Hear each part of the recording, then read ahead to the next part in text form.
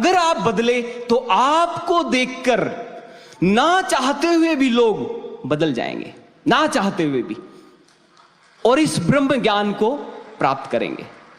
यही होगी विश्व में शांति, यही नवयुग होगा, नई भोर होगी, नया समाज होगा, और कुछ नहीं, वही नवयुग होगा। पर उसके लिए प्रयास है, पुरुषार्थ है, ईमानदारी से, किसी को नहीं दिखाना, किसी को नहीं, पर गुरु से छुपाना नहीं। गुरु जो चाहता है वो बनना है, स्वयं से कुछ नहीं बनना। महाराज श्री ने कितना स्पष्ट ये जो भजन, महाराज जी ने फिर बताया कि ये जो भजन है जो हमने लिखवाया है, बनाएंगे तुमको हम दिव्य इतना, इसमें चेतावनी भी है और प्रेरणा भी है। चेतावनी उनके लिए है जो इसको सुनकर अनसुना कर रहे हैं और अपने जीवन में वो धारण नहीं कर रहे जो हम चाहते हैं, और प्रेरणा उनके लिए है जो कुछ अच्छा करना चाहते हैं, जो कुछ अच्छा बनना चाहते हैं, जो मेरे लिए कुछ करना चाहते हैं, उनके लिए प्रेरणा है। इसे रोज सुना करो, रोज सुनो, कभी तो होगा कि आपका मन इसे स्वीकार कर लेगा, स्वीकार करेगा, और स्वीकार करेगा तो आपका जीवन ही बदल जाएगा। जो अब तक है सीखा वो चरितार्थ कर लो, गाने के लिए नहीं, सुनाने के लिए नहीं, जीवन में चरितार्थ कर लो, ये कहा महाराज श्री ने। अगर तो हम ऐसा कर पाए तो महाराज जी की प्रसन्नता प्राप्त कर ली, अगर नहीं किया तो महाराज जी की प्रसन्नता प्राप्त नहीं हुई।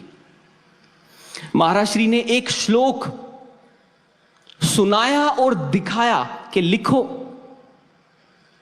और ये जो सुना रहे क्षमा चाहेंगे, आप कुछ और ना समझ लेना। किसी व्यक्ति को ये अनुभव कराए गए हैं, हमें सेवा दी गई है यहां खड़े होकर बोलने की। उन भैया को महाराज श्री ने कहा लिख और सुन भी। अष्टदश पुराणेषु व्यासस वचनम द्वयम परोपकार पुण्याय पापाय परपीडनाम। पूछा भैया ने, महाराज जी इसका अर्थ? महाराज श्री ने कहा, वेद व्यास जी ने जब पुराणों की रचना कर दी तो किसी ने उनसे पूछा कि ये सब इतना कुछ आपने रचा है, लिखा है, कलमबद्ध किया है, श्रुति परंपरा को हटाते हुए। पहले सब सुनते थे और धारण करते थे, पर इस परंपरा को हटाकर वेद व्यास जी ने लिखना शुरू किया हम सब के लिए। तो वेद व्यास जी से किसी ने पूछा, इतना सब कुछ लिखा हुआ है, सारांश बता दो मुझे, मैं ज्यादा कुछ याद नहीं रख सकता। तो वेद व्यास जी ने ये दो बातें बताई, परोपकार से बड़ा पुण्य नहीं है और पर पीड़ा से बड़ा पाप नहीं है। यहां तक तो बताया वेद व्यास जी ने। उसके बाद महाराज श्री ने बताया कि परोपकार किसे कहते हैं और पीड़ा किसे कहते हैं। महाराज श्री ने परोपकार की श्रेष्ठ व्याख्या करते हुए बताया, ब्रह्म ज्ञान का निस्वार्थ भाव से प्रचार ही परोपकार है। निस्वार्थ भावना से, किसी तरह की भावना, स्वार्थ की भावना ना हो, निस्वार्थ भावना, यही परोपकार है। और आज समाज को इसकी आवश्यकता है। पर पीड़ा बताया महाराज श्री ने, मन वचन कर्म से किसी को ठेस पहुंचाना, दुख देना, पीड़ा देना, ये पाप है। महाराज श्री ने फिर कहा कि आप इसको अन्यथा मत ले लेना। हर चीज के दो प्रारूप होते हैं, दो फेस होते हैं। हम सामने वाले फेस को देख लेते हैं, उसके दूसरे फेस को तो देख ही नहीं पाते। महाराज श्री ने कहा, जज, एक डॉक्टर, एक टीचर, एक बागबान, माली, अगर इनके जीवन को देखें तो ये तो बाहरी रूप से बहुत कुछ पीड़ा देते हैं, वचन से और कर्मों से पीड़ा देते हैं बहुत। जज किसी एक कैदी को डिक्लेयर करता है कि इसे ये दे दिया जाए सजा, तो क्या वो बाहरी देखने से ये नहीं है कि वो पीड़ा दे रहा है उसे? ऐसा लगता है सबको, उस कैदी को भी लगता है जिसने गुनाह किए हैं कि मुझे पीड़ा दे रहा है, मुझे फांसी की सजा, मुझे 20 वर्ष आजीवन कारावास दे रहा है, पीड़ा होती है उसे।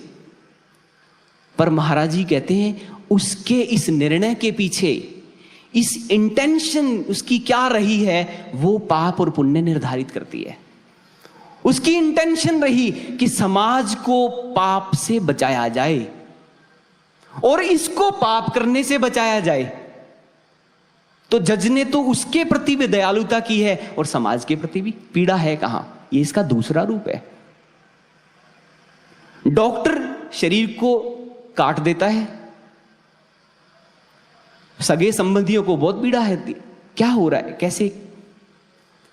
पर डॉक्टर की तो इंटेंशन, भावना ये उसके पीछे रही कि मैं इसे स्वस्थ कर दूं जल्दी से।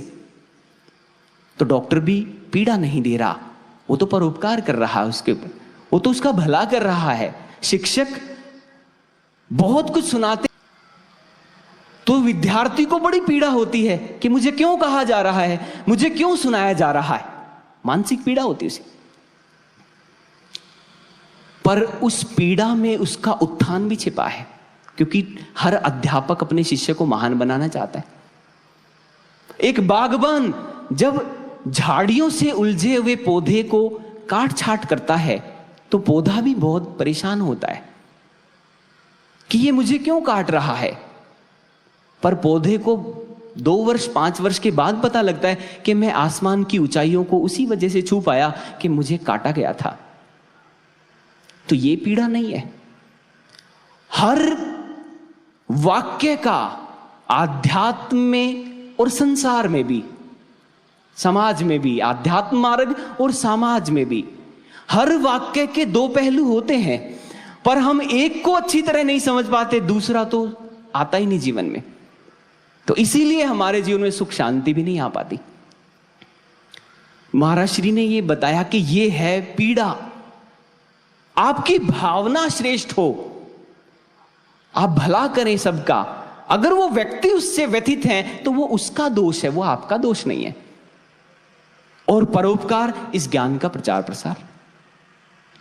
आगे महाराज श्री ने बताया कि हमने इस भजन में बोला है, धीरज धरो जल्दी मैं आ रहा हूं। बड़ी खुशी होती होगी आप लोगों को। महाराज जी ने कहा उन भैया को, बड़ी खुशी होती होगी जब ये लाइन सुनते होगे, धीरज धरो मैं जल्द आ रहा हूं। बोले पर मेरे आने से पहले तैयारी क्या है आपकी? उन भैया ने पूछा, महाराज जी तैयारी सब अच्छा है, हमने काफी चीजें बना ली हैं, काफी चीजें सुधार हो गया है सब। महाराज श्री कहते हैं एक दृष्टांत सुनो। उन्हें दृष्टांत बताया महाराज जी ने। महाराज जी ने कहा, भगवान बुद्ध जब निर्वाण को प्राप्त करने वाले थे, कुछ समय पूर्व उन्होंने अपने सभी शिष्यों को बुलाया, गृहस्थी सन्यासी जो भी, सबको बुलाया और कहा कि उस निश्चित समय पर मैं अपनी देह का त्याग करूंगा, निर्वाण को प्राप्त कर लूंगा। बहुत सारे शिष्य उनकी स्मृतियां सजोने लगे, वस्तुओं के रूप में, विचारों के रूप में, स्थानों के रूप में, घटनाओं के रूप में। चंदा और चिंता भी इकट्ठा करने लगे। पर उसी भीड़ में, उसी आश्रम में एक शिष्य था। महाराज जी कहते हैं वो हर समय चिंतित रहता था।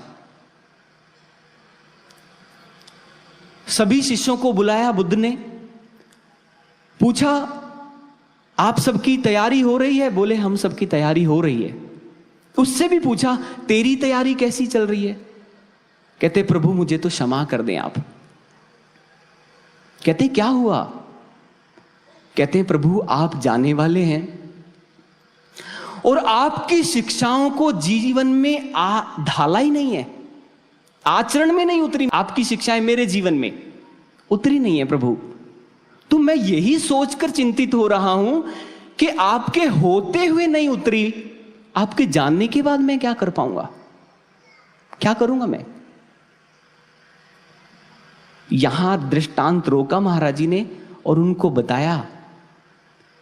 उनको तो जाना था, तथागत को तो जाना था, और हमें आना है, हमें आना है, और वही तैयारी मैं चाहता हूं जो उसकी थी। आचरण में ढाल लेना गुरु की शिक्षाओं को। महाराज जी ने कहा वो सौभाग्यशाली होंगे जो हमसे आंख मिला पाएंगे सामने। हमारे आने के बाद ये उनकी तैयारी होगी, जो हमसे आंख मिला पाएंगे, ऐसे सामने बैठ पाएंगे, सौभाग्यशाली होंगे, और वो मेरे सच्चे साधक होंगे, वो वही सच्चे साधक होंगे। अब महाराज जी ने यहां प्रश्न चिन्ह लगा दिया आगे, आप क्या कर रहे हो। अब वो प्रश्न चिन्ह हमारे लिए बहुत बड़ा संदेश है कि वास्तव में हम कर क्या रहे हैं। फिर कभी भी आ सकते हैं, कभी भी आ सकते हैं महाराज श्री, कभी भी, कल आ जाएं, कल आ जाएं महाराज श्री। आज तैयारी क्या है। महाराज श्री ने एक और दृष्टांत भैया को सुनाया। महाराज श्री ने कहा हनुमान जी के 2 मंदिर बनाए किसी ने। एक में प्रतिमा को स्थापित कर दिया, हनुमान जी गदा लेकर बैठे हैं आशीर्वाद की मुद्रा में। दूसरे मंदिर में स्वयं भगवान हनुमंत स्वयं बैठे हैं। महाराज श्री ने पूछा ज्यादा लोग किस मंदिर में जाएंगे। तो महाराज जी क्षमा कीजिए, नहीं पता, आप बताइए। महाराज श्री ने कहा जिसमें मूर्ति रखी ना वहां ज्यादा जाएंगे। महाराज श्री अभी तो हनुमान जी सच में आ गए फिर उस मंदिर में, वहां जाना चाहिए। महाराज श्री कहते वहां कोई नहीं जाएगा। क्यों वहां तो हनुमान जी पूछेंगे क्या करके आया है तू,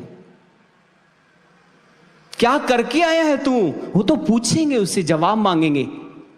मैं भी जवाब मांगने वाला हूं। जब मैं आऊंगा जवाब मांगूंगा, हर एक से जवाब दे कौन पाएगा, वही आएगा यहां, बाकी नहीं आएगा। जो सत्य के साथ निभा नहीं पाते वो चले जाते हैं। वही मेरे सामने आ पाएगा जिसने निभाया है, मेरे आज्ञाओं को निभाया है, मेरे इस ज्ञान को धारण किया है, वो आ पाएगा और वो मेरे जवाब को दे पाएगा। हां प्रभु, आपकी दया से मैं कोशिश प्रयासरत था प्रभु, और मैं उसी से प्रसन्न हुआ। आप कौन से ऐप से आपकी दवाइयां विचार करें अपने ऊपर। कभी भी आ सकते हैं महाराज श्री, हमारी तैयारी होनी चाहिए, तैयारी होनी चाहिए। अगर तो तैयारी है तो गुरु प्रसन्न है। महाराज श्री ने कहा बदल लो अपने आप को, अन्यथा आपके स्थान बदल दिए जाएंगे। जिस पवित्र स्थान पर हो, गुरुदेव नहीं, खुदा नहीं देता किसी को दंड। खताएं ही हमारी खामियां ही सजा बन जाती हैं हमारी। गुरु तो दया का सागर नहीं, असीम दया का स्रोत है। वो नहीं देता दंड, पर हमारी खामियां हमें दंड देती हैं।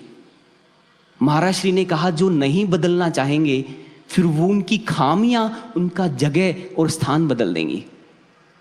ऐसा ना हो, ऐसा ना हो हम किसी के भी साथ। महाराज श्री ने आगे उनको बताया कि रोज प्रार्थना किया करो, साधना में बैठते समय और साधना से उठने से पहले। सर्वे भवन्तु सुखिनः, सर्वे निरामया, सर्वे भद्राणि पश्यन्तु, मां कश्चित् दुःख भाग् भवे। हे प्रभु, सब